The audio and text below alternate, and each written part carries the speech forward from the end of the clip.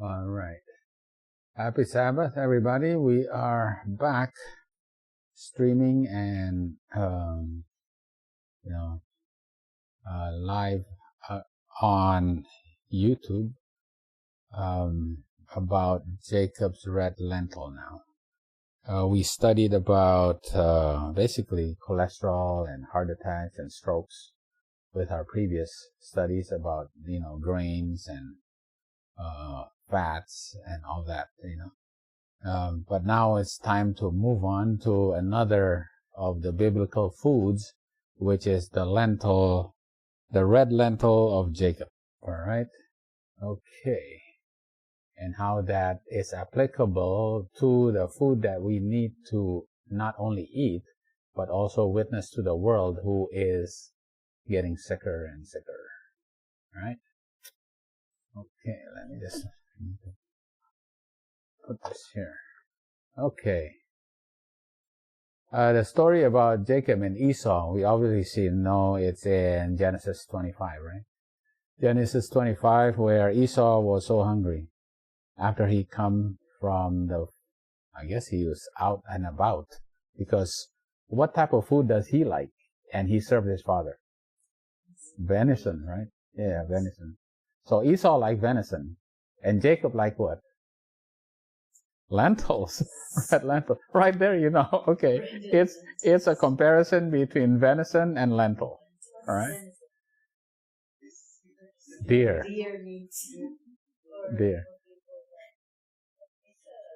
Hunting, when you hunt animals and you eat the animal that you hunt, that's basically venison, which is most commonly deer. Right? And boy, there's a lot of that in Arkansas, right? Yeah. Yeah. It's gross because even the grocery they provide the Right. But Esau was so hungry, and did he eat his own venison? No, he says, forget it, I'm going to eat red lentil. Why? Even though it's at the cost of his selling his birthright, he still wanted venison. We usually don't study it. We usually study this in context of selling a birthright, right? That's usually. But now we want to study why did he think that lentils is better than venison when somebody's really hungry? Because lentils is really fulfilling. It is really filling, right? So we're going to find out why is it so filling.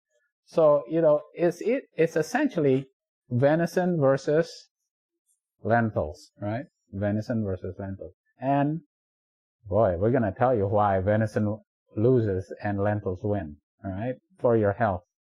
Okay? All right. Because we start in the beginning, where was lentils, which is a type of grain, right? It's a type of grain. But actually, we know on the third day, what was first created as food? Grass, right? And then herb-bearing seed, which is grains. And then fruit tree yielding fruit, right? Which is fruits and nuts, right? So grains, nuts, and seeds were the food for Adam and Eve, while the grass was for the animals, right? Grass was for animals. All right, so we go, this is a review. What is the herb-bearing seeds? It is grain, right? There. Herb-bearing seed. That's grains, right? And fruit tree yielding fruit, whose seed is in itself. What is that? What's the seed in the fruit? That's nuts, all right? That's called the nuts from the fruit of the tree, and it's nuts, right? Okay. What about a peanut? Is a peanut a fruit tree yielding fruit? No, it's actually not, right? It is actually just like edamame and string beans. That is actually called a bean, right? Because in the bean is the pulse. So peanuts, the nuts is not a nut. It actually should be a bean, and it's a pulse, right? So pulse is part of the tree, of the legume plant, right? So pulse is in the bean, which is part of a legume, all right? Okay. Because pulse is very important, because biblically it is the food that Daniel chose to eat. He chose to eat pulse, right? Which is legumes, right? It's part of legumes. And basically he had to choose between what? The king's meat versus pulse, right? So venison versus lentils, meat versus pulse, right? Okay. So essentially lentils is pulse, right? It is pulse. Okay. So let's compare lentils with pulse versus grains. So I get several grains. Soybean it's a pulse, right? Lentils is also a pulse, right? Versus brown rice and, versus brown rice, which is a grain. Okay. So now you can see, right? You can see what is so good about lentils and soybeans. Is the fiber, right? Look at 15.6 grams compared to rice is only 3.5. Soybeans has a lot of fiber also, 10.8.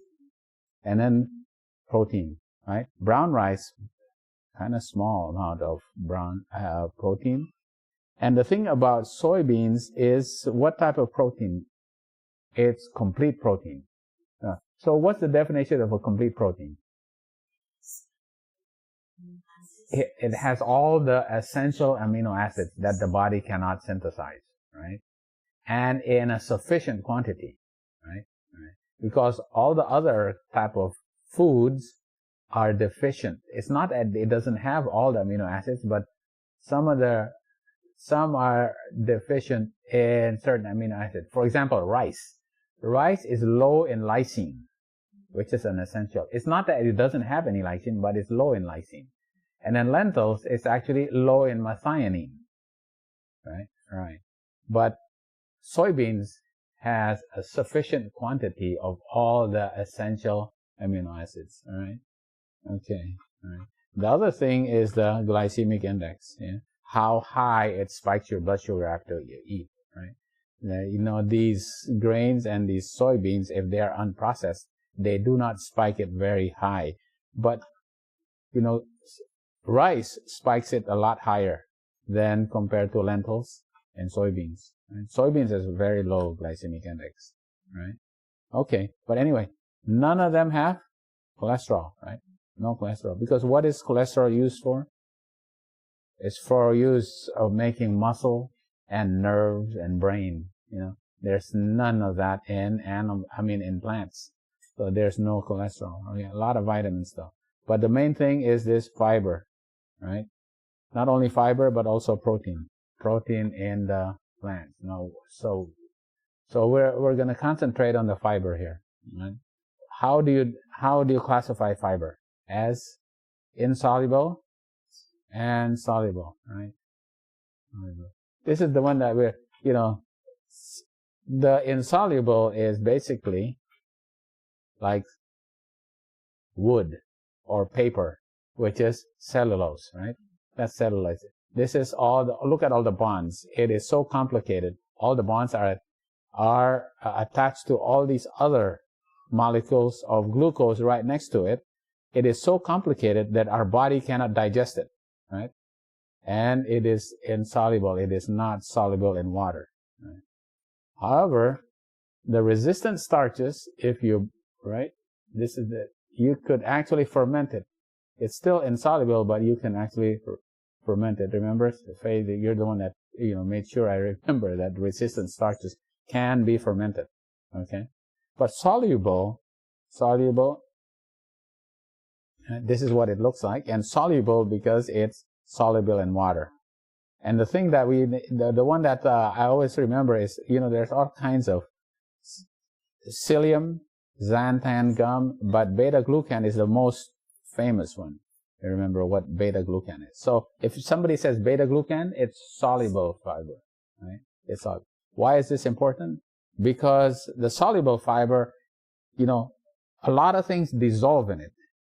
Even bile acids will dissolve cholesterol in it, right? So your cholesterol gets trapped in the soluble fiber, right?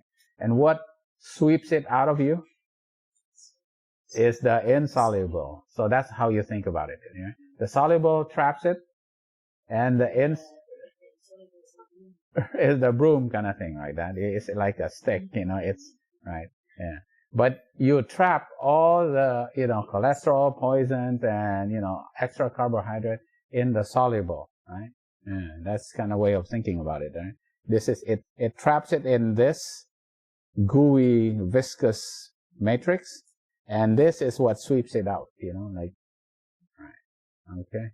And the kind of food that is high in the insoluble has basically a lot of cellulose, or like the ones on top, the beans, carrots, the almonds, those are crunchy kind of thing. Yeah? And these are kind of like more viscous, like okra, like oatmeal, and flax, right? And eggplant. And this is psyllium, right? That has a lot of soluble fiber. Both are important. Don't just think that soluble is much better than, you need both, right?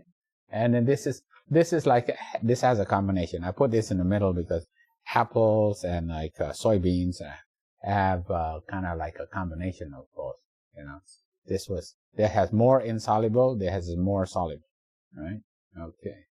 That's important because that's also important when we want to reduce our cholesterol, right? We have to eat more soluble fiber, right? But we're talking about the carbohydrates now, because obviously this is very complex. Look at that. This carbohydrate is all glucose molecules. This is very complex, all right? Now we have the complex carbohydrates, which is like flour, right? Flour is made out of glucose and another glucose combined into maltose, but then they all combine together in a long string, which is called maltose right there. It's called, amylose, and this is amylopectin, which is starch, right? Obviously, we find it in rice. This is complex. Why is it complex? Because all these bonds, right? Not as complex as, for example, fiber, but all these bonds have to be broken down, right? In your digestion. So it has to be broken down first before you can absorb it. So that's why it's a little bit slower to spike your blood sugar. So the complex carbohydrates, is better for you because it does not spike your sugar as much. All these bonds have to be broken down first before it gets absorbed. The glucose gets absorbed, right? This is why complex carbohydrates is better than the simple carbohydrates, right? These are the simple, right? The table sugar, for example, is just sucrose, which is glucose and fructose, right? It's one bond here. Only one bond. These are disaccharides, only two of them. Only one bond needs to be broken. That's why when you eat it, it gets into your stomach, it's easily broken down, and the glucose and the fructose goes right in really quick. Your glycemic index, the glycemic index is high. In other words, it spikes your sugar much quicker, right? And milk. Now, the thing about it is milk. All milk from mammals, which includes humans, is lactose, which is glucose and galactose, right? Glucose. So mother's milk is very good, right? Cow's milk is not as good because of the things that is associated with it. But the sugar in both cow's milk and mother's milk is lactose, right? Yeah. Babies can absorb it, but when we get older, we can't absorb this, right? Yeah. But these are the simple sugars, right? Simple sugars spikes our blood sugar quicker because it's easier to get absorbed, right? Now this glucose and fructose, which is sucrose, is also found in orange juice, honey, and like sugar cane. And so why is this healthier than table sugar? It's the same sugar. Why is this healthier? It's the matrix. We call it the matrix. It's not just the content of the envelope. It's the whole envelope, right? Yeah, you're eating the whole envelope, right? A lot of fiber, a lot of antioxidants. When you make this table sugar, you remove everything. You remove all the antioxidants, you remove all the fiber, right? Okay. All right. So in the Bible, what are the things that are sweet? Obviously like honey, right? Which is sweet to the mouth, sweet to the taste, right? And even, even Samson, right? He found something sweet, which is in the honey, right? Honey is for sweetness, right? Honey is sweet in the mouth, but bitter in the stomach, right? Yeah. Yeah, too much honey also will cause you to have your spiky blood sugar if it's just too much, right? Yeah. Okay. Anyway, so we're talking about carbohydrates. So when we're talking about carbohydrates, the first disease that we figured out people have a problem with is diabetes, right? Yeah. And diabetes is an old disease, right?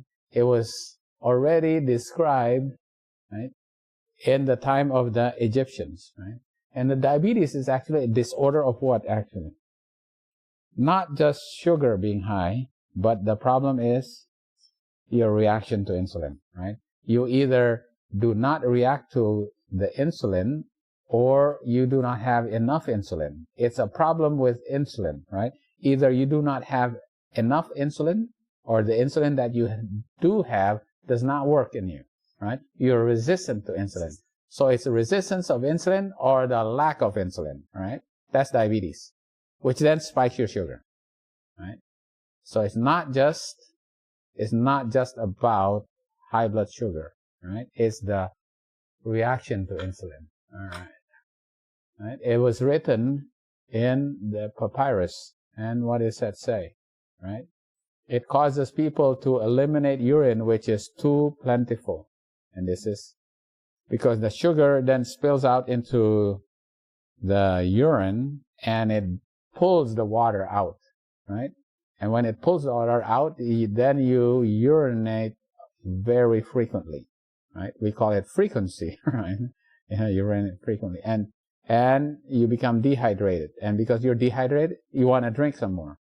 So that's called polyuria and polydipsia. You just want to drink because you get dehydrated. And then all you do is urinate a lot, right? Yeah.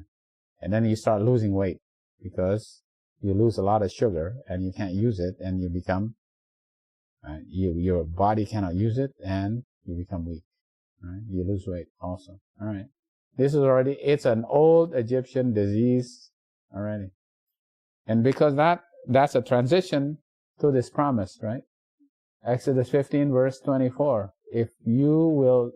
Verse 26. If you will diligently hearken to the voice of the Lord God, you do not have to suffer the diseases of Egypt, right? If you give an ear to his commandments and keep all his statutes.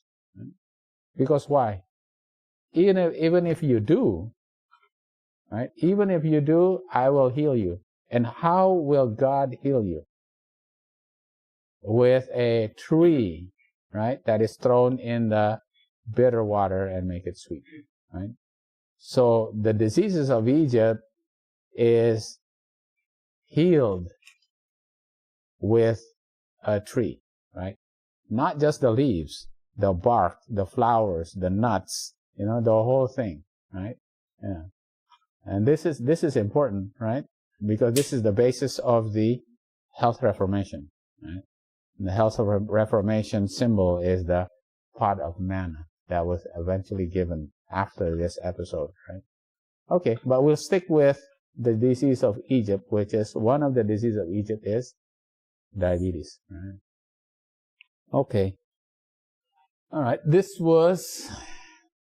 said, okay, is the diabetes just a problem with carbohydrates? Is it just a problem of sugar? And they said, okay, let's check somebody's sugar, right? Let's take it at 30 minutes in the beginning, at 30 minutes, 60 minutes, right? After you have eaten a whole fat diet. Eat a whole fat diet for 2 days. And after that, you eat a load of sugar, right? And then you start taking your blood sugar, right? And then compare it several days later, the same person will eat all carbohydrates for 2 days, and then after 2 days, they will eat the sugar, right? Sugar. And at that, when they eat that sugar, they'll compare it, you know. One diet, right? One diet, your sugar doesn't go up much. And the other diet causes your sugar to spike up, right? And then there's another person whose sugar does not go up, but this one spikes up. So when I ask people, which diet is it that causes your sugar to spike up after you're challenged with a sugar load? And most people will say, it's the carbohydrate, because it kind of makes sense. You eat too much carbs, your sugar, and then you become resistant to the sugar challenge, all right? You're intolerant to the sugar, all right? When actually it's the fat diet that causes your sugar to spike up, right? It's the fat. So something in fat, this is a carbohydrate, you know? Something in the fat is causing you to spike your sugar. Your insulin becomes resistant, right? And they did not know this until about 70 years later, when they had nuclear medicine to actually look into the muscle, right? The muscle actually needs to use sugar for energy, but then they found out that in the muscle, you have a lot of fat, right? Fat gets into the muscle. And because fat has gotten into the muscle, glucose cannot enter now. And because of that, glucose stays outside of the muscle and remains in the circulation and increases your blood sugar. So your blood sugar goes up because there's a lot of fat already inside your muscle. That's why the high-fat diet makes you resistant to insulin. Glucose does not go in, and it stays outside, and that's why your sugar is higher after 2 days of eating fat, right? Because the fat goes into your cell, all right? And so they go, you know what? How does it go in? Why does it go in?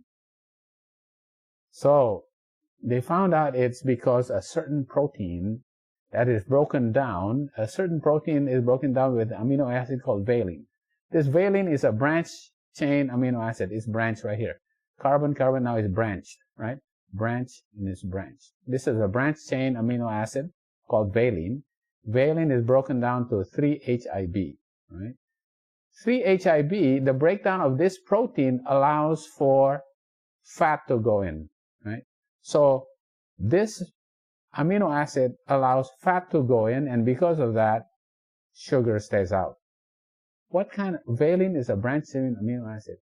And this branched chain amino acid is high in animal protein.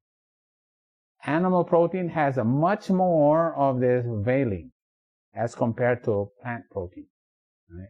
Much more. So plant protein has much less of valine, right? So too much valine in your diet will cause your muscles to allow fat, and because you eat a lot of animal protein, you eat a lot more saturated fat. So the type of fat that goes in is saturated fat. So saturated fat goes in, and the animal amino acids, which is valine, right, is the one that allows it to go in. Okay. All right. We'll go through the physiology of this, right? Glucose is outside in the bloodstream. After you eat it, it's outside in the bloodstream, right? And there's an insulin receptor that will be the lock that allows glucose to get in, right? It allows the glucose to get in, but the key is insulin, and insulin is produced by the pancreas, right? And then there's the door.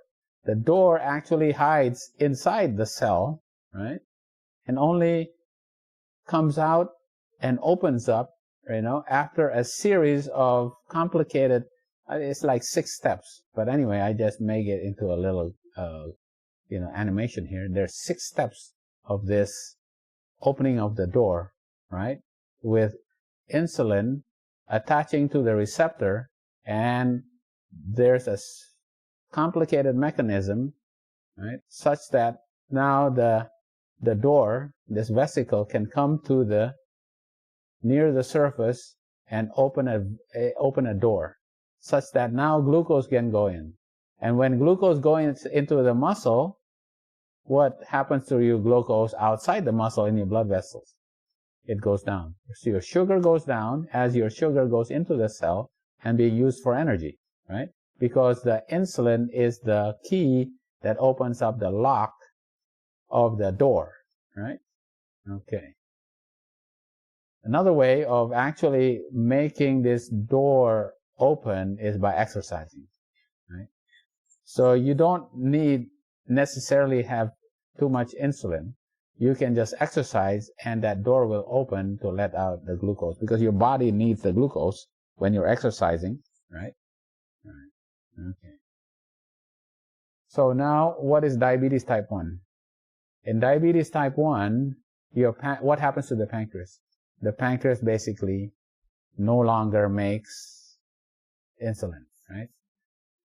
The pancreas does not make insulin. Now you don't have any more insulin. So what happens to your blood sugar? It just stays in the circulation and goes higher and higher, and there's no insulin to open up the door to open up the lock for the door to open. Your glucose stays outside and does not get in. There's no key. There's no insulin. All right. What happens in diabetes type 2? Diabetes type 2, you do have insulin, right? But the problem is that you're eating a lot of these animal protein like valine and animal fat, right? Like saturated fats, right? In your bloodstream. And this protein 3-HIB, right? The breakdown of this valine allows the fat to go in, right? So the fat goes inside the cell, right? The fat goes inside the cell because of the valine animal protein that you ate, right? And now this fat gums up the whole system. Now that system that is supposed to be complicated to open up the door is all gummed up here by all this fat. So even though you have insulin attaches to the receptor, this mechanism is all clogged up such that your door does not open. So you have insulin, but your body is resistant to insulin. So this is insulin resistance, and is made possible by the entry of fat into your cell by the amino acids that is found a lot in animal protein, right? Animal protein. And now they found out, you know what? There's another animal protein, amino acid that is called leucine. Leucine is also a branched chain amino acid. It's also branched. This is leucine now, right? Right. What it does, it actually makes your body more insulin resistant. So how does it do it? The thing about it is leucine is very high in animal protein, animal products, right? Like meat, for example, meat and fish, right? Yeah. To get the same amount in meat, you actually have to eat like 4 large cabbages, right? Cabbages is kind of low in leucine, right? It is very animal products is very high in leucine. You have to eat 4 of these to get the same amount, yeah? And then you have to eat 100 apples to get the same amount of leucine. So animal protein is high, very high in leucine. And this leucine is not good for your insulin resistance. Because why? This leucine right here, it actually makes your body, the pancreas, want to make it want to work harder, and then it starts to fail, right? Your pancreas will start to fail because it wants to make your body to make more and more insulin, and your pancreas starts to fail, right? They're both protein, right? But valine is the one that lets the what come in? Lets the fat come in. Leucine actually makes the pancreas work very hard and eventually starts deteriorating, right? And then also leucine changes the protein, the insulin receptor, right? So leucine changes the receptor, causes your pancreas to deteriorate, and then valine causes the fat to go in. And valine and leucine is high in animals, right? So when you talk about diabetes, is it all about carbohydrates? No, all right? It has a lot to do with animal protein, right? And also a lot to do with animal fat.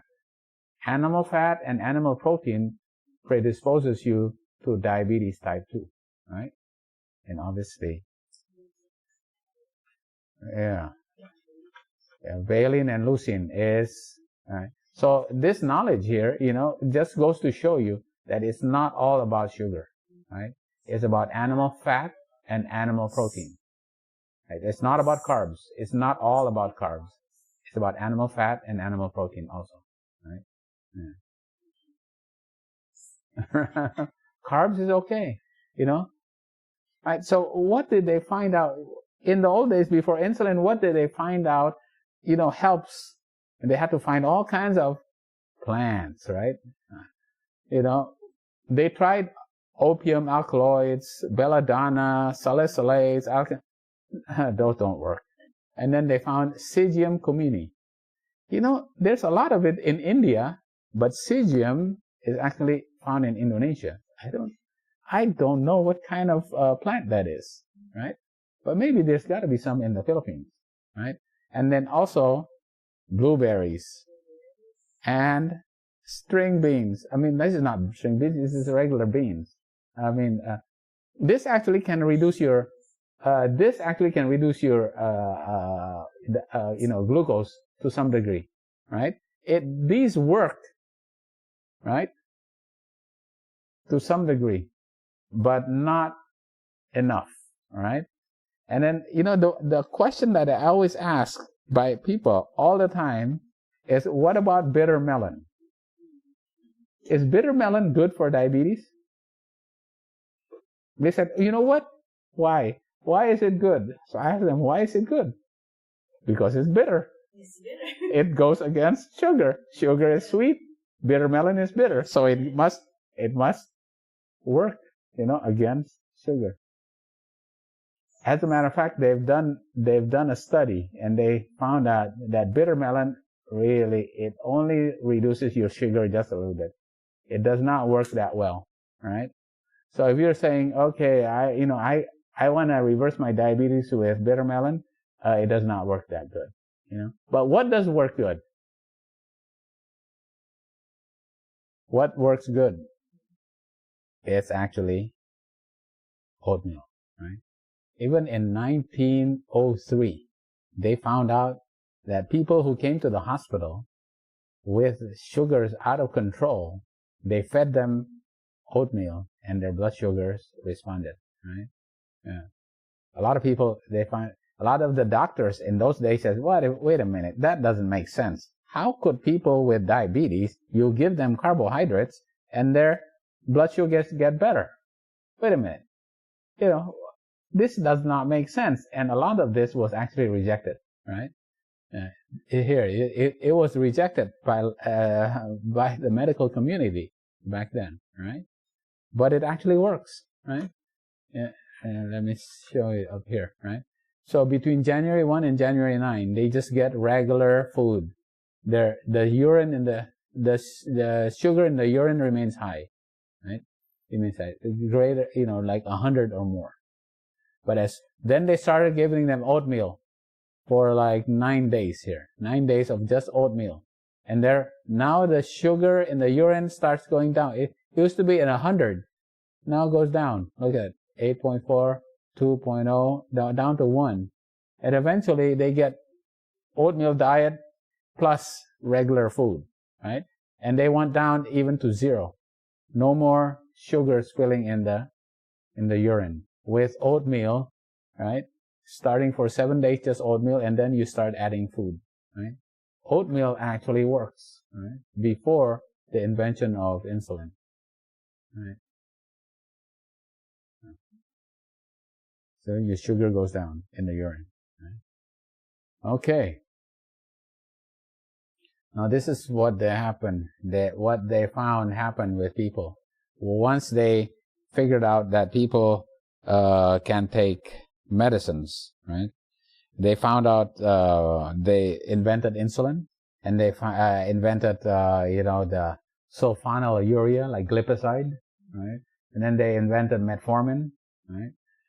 And then they found out, right, in 1935, right? They found out that in 1935, when you got put on a high carbohydrate diet, a lot of the people were able to actually get off of their insulin. Wow. How could it be? A high carbohydrate diet, right? Leads the majority of cases to a marked improvement in their carbohydrate tolerance, right? Insulin was in 12 out of 24 cases, right? Insulin was discontinued entirely. High carbohydrate diet. It doesn't make sense. How could this happen, right? Right? In 1935, they found out about this, right? And they said, carbohydrates improve, whereas fat impairs. Yeah, right? And your tolerance, improves, right? As long as you are able to follow the diet. As long as your effort in following that diet is proportional to how well your sugar will improve, right? Okay, as long as you can be on that diet. And it's actually high carbohydrate diet. But what kind of carbohydrates? Can it be simple carbs? No, it has to be complex carbohydrates, right? Remember, complex carbohydrates does not spike your sugar. It has to be complex carbohydrate. So people with diabetes are treated with complex carbohydrates, right? Which is like even oatmeal. So they give this a high carbohydrate, high fiber diet, right? In people who have insulin, and the duration they have, this is high, right? This is the low carb versus the high carb, right? This is the high fat, low fat. So this is the high carbohydrate, low fat diet, right? They want to compare it to the high fat, low carb diet, all right? And they gave it to people who have been diabetics, right? Some as long as 20 years on insulin, right? And an average of 8 years on insulin, right? Right. And they gave it for 16 days, right? For people on a high carbohydrate diet. They compare it with the low carbohydrate diet. 16 days, right? 16 days. And see what happens. Right? So this is the first they gave them the high fat diet, the control diet. And then, right? What happens? The insulin requirements remains the same. Right? But then when they switch them to the high carbohydrate diet, the insulin requirement goes down. Some to 0 within 16 days. High carb diet, low fat, high carb, low fat, your insulin requirement goes down to 0 in 50% of the cases. Can you imagine that? So this is it, right? There's like 20 of these people, right? Half of them, right? There's 10 whose insulin requirement was like 15 up to 32. They went out 0. Half of them went down to 0, right? And an average went down from 26 down to 11, right? It's less than half of their insulin going on this high carbohydrate, low fat diet, right? And what happened? There's another side effect. What happened to their cholesterol when they're on this high carb diet, low fat, right? Went down from 206 down to 147. Right? 206 down to 147. That's a good side effect.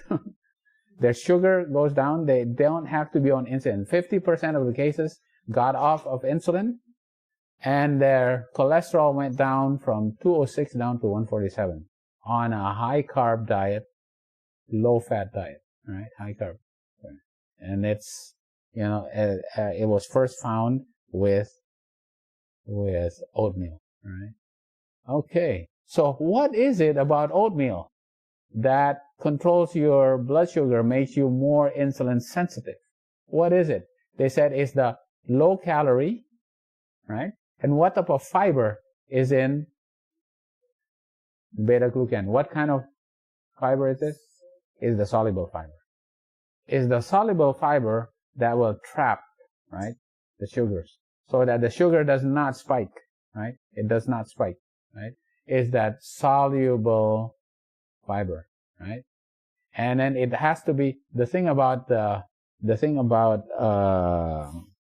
oatmeal is that it's low in saturated fat and really no animal protein. That's important. Low fat, low saturated fat, low animal protein, low calories, but high in unprocessed complex carbs, which is high in soluble fiber. This is important. This is why it works, right? This is the recipe for what reduces your blood sugar.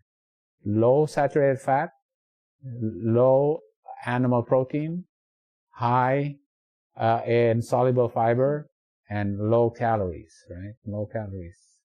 All right. Okay. So now they said, let's see, we give some oatmeal. And then how long does the effect last? How long does the effect of that oatmeal last? How long will it still reduce your insulin resistance? This insulin resistance, is amazingly, even after they stop the insulin, the oatmeal, the effect lasts even for 4 weeks. 4 weeks. How does it last for 4 weeks? Can you imagine? You eat oatmeal, and the effect still lasts even after you stop it for 4 weeks. Now, there's a mechanism of it, and we'll do it next time, because there's really, it's actually a little bit complicated, but we'll show it. Right? We'll show it next time. All right. But anyway, it lasts for 4 weeks eating oatmeal. All right. Hemoglobin A1C is still lowered even 4 weeks after the intervention with oatmeal. Right. So how do you test for diabetes? By checking your hemoglobin A1C. Now, hemoglobin is a protein. Well, when you have a lot of sugar, it glycosylates the protein. Your protein gets bound with the sugar, right? It glycosylates because you have so much sugar in it. So they check the protein. There's a whole bunch of glucose attached to it, right? Glycosylated protein, and then it's called hemoglobin A1C. All right. Yeah, I'm pretty. You can. It's not as accurate as right, because just checking your blood sugar at one point in time does not reflect what has been happening for the last 3 months. Right. because your blood, your blood, which is has hemoglobin, lives for 120 days, right? Right.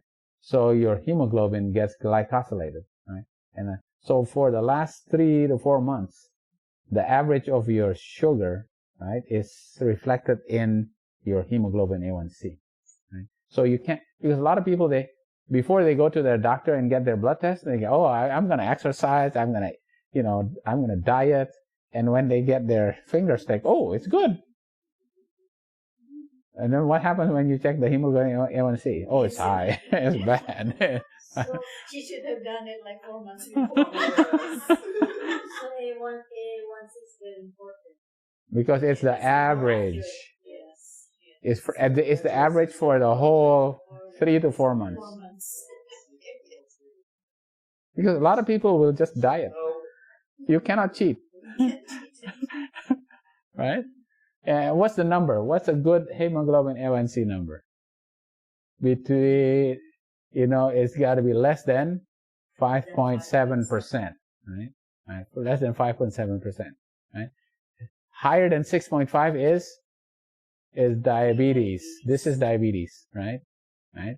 Between 5.7 and 6.5 is pre-diabetes. You're at risk for diabetes, right? Between 5.7 to 6.5. And this one, you don't have diabetes, right? Okay. This is, the next slide is like, what happens if you lower your hemoglobin A1C by 1 point? Like, for example, you're at 6.6, right? You're diabetic. Let's say you're 6.6. And you reduce it 1 point. You go from 6.6 to 5.6, right? You're no longer diabetic. Just 1 point. What happens? Right? This is reducing your hemoglobin and A1C 1 point. You reduce your risk for myocardial infarctions by 14%. Right? Reduce your risk of stroke by 12%. Reduce microvascular endpoints, which is like your neuropathy, right? The numbness in your toes and your feet by 19%, right? Reduce your cataracts and your diabetic retinopathy 19%, right? Reduce the amputation of your toes by 43%, just reducing it 1 point. And reduce your risk of congestive heart failure, right? Having to be on oxygen, by 16%, right? Just reducing it 1 point. So when you go up from this to here, oh, you're increasing everything by that much, yeah, by becoming diabetic, right? Oh, this is terrible. I want to go down, So that's why I'm showing it. What happens if you go down, right? You reduce all these potential complications. So many complications. I tell you, the medical industry lives off these complications, right? These complications, these mothers who have diabetes, right? Oh, so many complications, right? You know about that, right? Yeah. Wow. Right? For us, in infectious diseases, so many complications of diabetes, right? That we have to deal with. Right? So, what kind of diet are you prescribed when they find, okay, your hemoglobin A1C is 7. You are now diabetic, right? And what diet are you prescribed? But the doctor says, okay, you got to see the nutritionist. What diet will the nutritionist teach you? What diet do they teach you? The diabetic diet, right? In the American Diabetes Association, this is what they'll teach you in the hospital, right? And then what is that? Half is non-starchy vegetables. A quarter is carbohydrate foods, right? And another quarter is lean meats, right? Okay. Will this lower your hemoglobin A1C? Yes, it will, but not very much. It does reduce compared to the hamburger that you eat and your French fries, right? Will this? Yes, it does a little bit. All right. I have to qualify it. It does reduce it. All right. But there's a qualification. Not that much, really, right? Because then you look at it. grains. Where's the oatmeal? But you know what? They did not study history. You know, if they were put on oatmeal for 16 days, they can get off of their insulin. Can you imagine that? 50% can get off their insulin being on oatmeal for 16 days. And, no animal protein, no animal fat, but you can still have animal protein and fat, right? Dairy, Okay, all right. Valine and leucine. Leucine is still there. And the saturated fats. This is a big problem. Simple carbs. Right. But the biggest thing is, where's the oatmeal? Didn't you learn from history? Right. Okay. So this is what happens if you go on the ADA diet. You go on the ADA diet, right? I gotta go here. You go on the ADA diet, right? What happens to the function of your pancreas, right? This is the function of pancreas. Your function of pancreas, slowly every year, you go on the ADA diet, your pancreas goes down and down and down and down. Every year, it still gets worse, even on the ADA diet, right? But what happens when you go on metformin, right? Metformin, it bumps it up. Even when you go on metformin, still your pancreas gets weaker and weaker and weaker. It makes your pancreas work harder, right? And eventually it kind of gets tired, right? Even when you go on like glipizide, right? Glipizide, sulfonylureas, you still make your pancreas work harder, and eventually the pancreas gets tired and your diabetes gets worse. And every year, even on that diet, American diabetic diet, your risks of vascular complications, of microvascular, your numbness in your risk gets worse. Your risk of developing blindness still goes up, right? These are the microvascular. It still goes up every year, right? The risk of being on dialysis still goes up every year. And eventually, death, right? Even on this diet, everything still gets worse. Oh boy, that doesn't sound good. Yeah. Everybody says, oh, well, I'm stuck, right? Oh yeah? Well, you can reduce your amount of calories, yes. But still, you're still taking animal protein and animal fat and which is saturated fat, right? Right. This is still a problem, right? Yeah. So, let's say you got started on metformin, right? 3 years after being on metformin and the American ADA diet, 50% of the people will have to add another medication. You have to add Jardians. And after that, by 9 years, right, 75% have to add another medicine. Then you have to add Ozempic. And after that, you have to add another medicine. You have to be on insulin. The majority of patients need multiple therapies to keep their blood sugar in better control, right? It's worse. It gets worse and worse and worse. So, wow.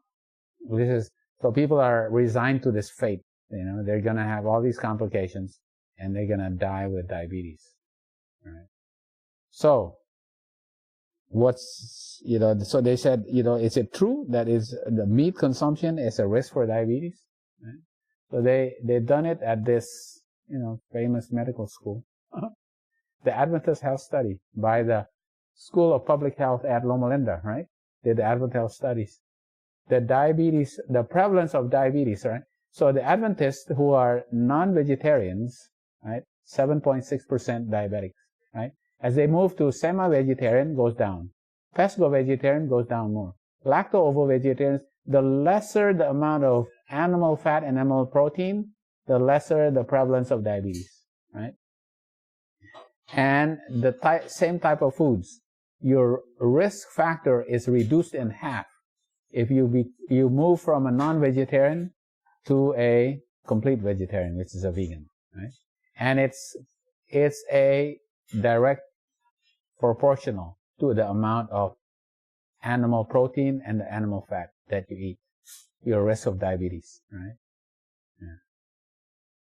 And this is found in Adventists in Southern California, like 24,000 Adventists, right? What about in Taiwan, where the Buddhists, right? These were Adventists. Now let's check the Buddhists. What about the Buddhists? What did they find with the Buddhists, right? They find out there's the Buddhists that eat, a vegetarian diet, and there's the Buddhists that also eat all kinds of, the omnivores. These are the vegetarians, just eat this food, and these are the omnivores that eat all kinds of foods, right? And they compare it. The omnivores have like the menopausal women, premenopausal, postmenopausal, have a 3.8 times as much, 3.6 times as much diabetes, right? The men, not as much, 1.9%. 1.9 times as much if they were omnivores compared to if they were vegetarians. Now what happens when they were omnivores and they remove all the animal products from their diet, right? They reduce their risk of diabetes by 50% for men and reduce it in women by like 74 to 75% if they stop taking the animal. This is found in the Buddhists, right? Right. What about in India? There are a lot of Hindus, right? In India, they found that, there are a lot of vegetarians, right? And they found out what is it that actually made these Indians, have less diabetes. It's the legumes. Yeah, the legumes actually reduces. It's a prevention and a treatment for diabetes. All the kinds of legumes. And they found the legumes that is the highest in carbohydrates are the best, like pigeon peas. I have to find pigeon peas. And then also chickpeas, and then it goes all the way down, all kinds of, right? All the way down to soybean. Soybean has the least amount of carbohydrates because it has a lot of protein, right? But the ones that are high in carbs is like pigeon peas, chickpeas. I don't know. I couldn't find horse grain, right? Lentils, right? There you go, lentils. Garden pea. All these legumes, right? Actually not only prevents but treats diabetes in India. All right. Now what about in Africa? Right? Let's see. Oh, sorry. I have another slide about Africa. But anyway, now they compare those on an ADA diet. This is the conventional ADA diet, right? Half is vegetables, a quarter is lean meats, and a quarter is carbs, right? This is the conventional ADA diet, all right? They compare the conventional ADA diet with a vegetarian diet, where you have basically no animal products, except once a week you can have one little itty bitty low-fat yogurt, right? You eat all plants except for this one low-fat yogurt a week, right? And what happens? 5% of the people on the ADA diet have to reduce the amount of medicines they take, right? But those on this diet, 43% of them have to reduce their medicines, right? Obviously, much better than the ADA diet, right? Right? 43% have to actually reduce their medicines, the amount of medicines, when they compare it to the 5% that reduce their medicines while they're on the ADA diet. Right? Okay, now they compare it.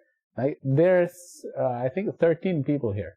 13 people with diabetes. Some are the hemoglobin A1C like 12, 13, very high.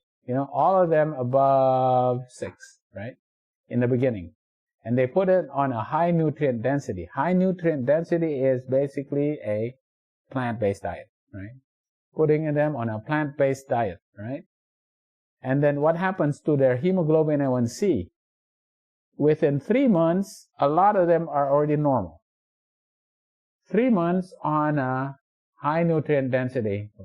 In other words, they significantly decrease. Imagine reducing 1 point, right? All these people, right? The majority of them no longer diabetic after 5 months, right? On a high nutrient density. And what happens to their weight? All their weight also went down.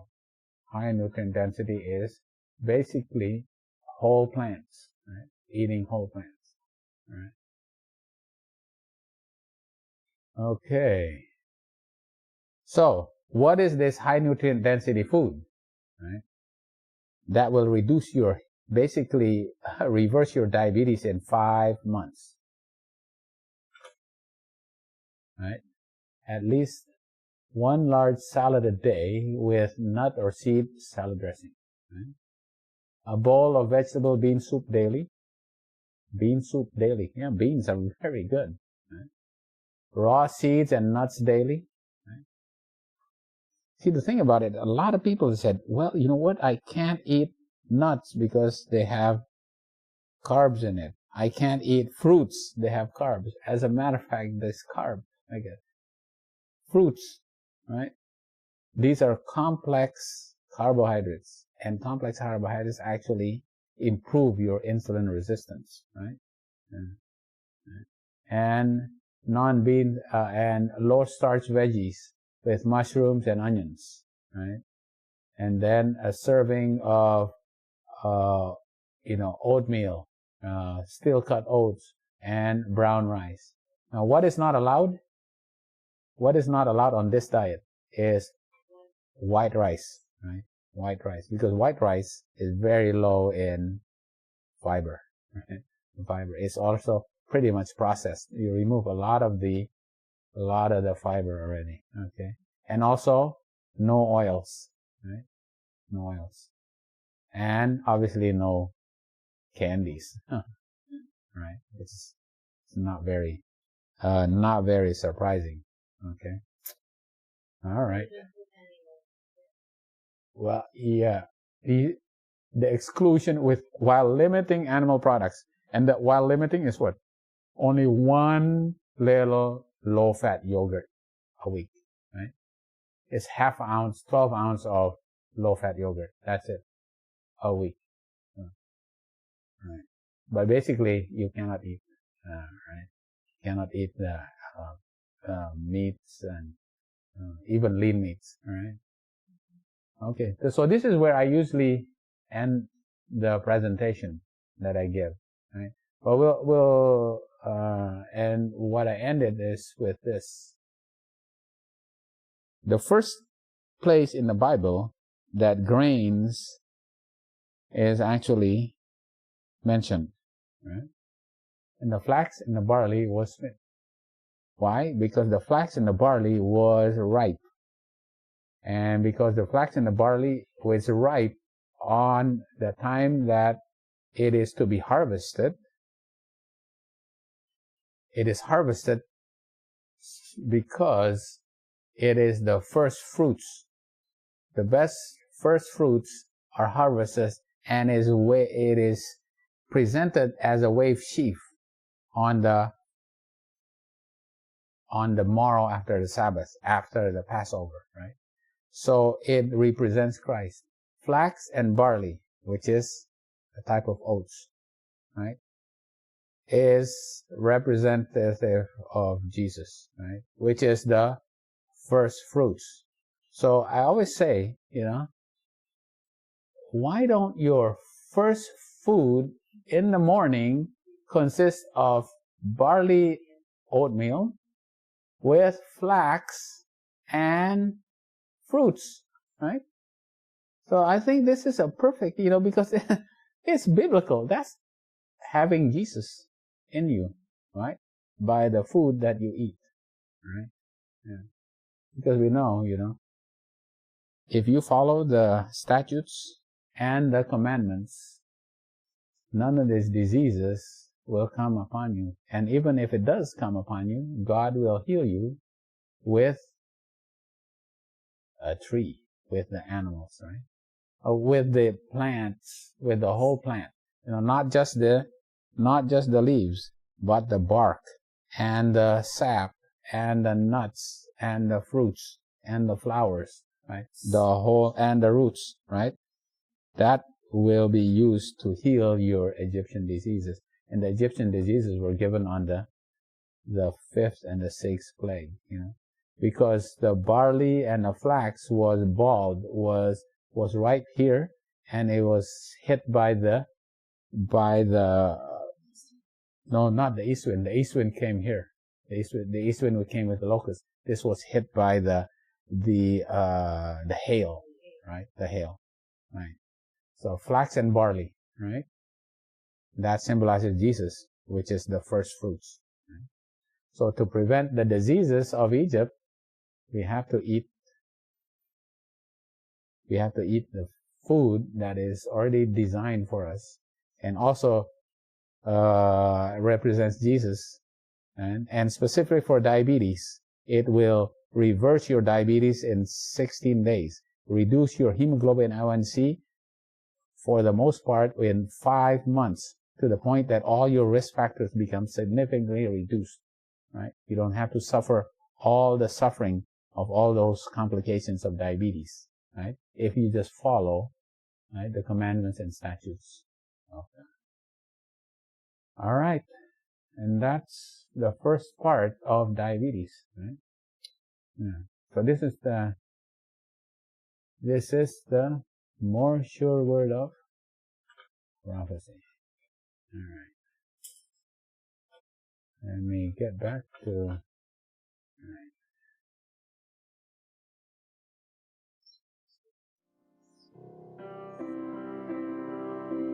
Okay.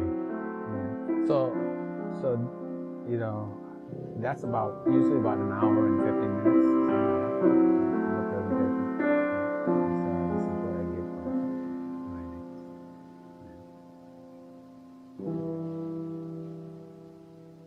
So a lot of people actually started eating more oatmeal.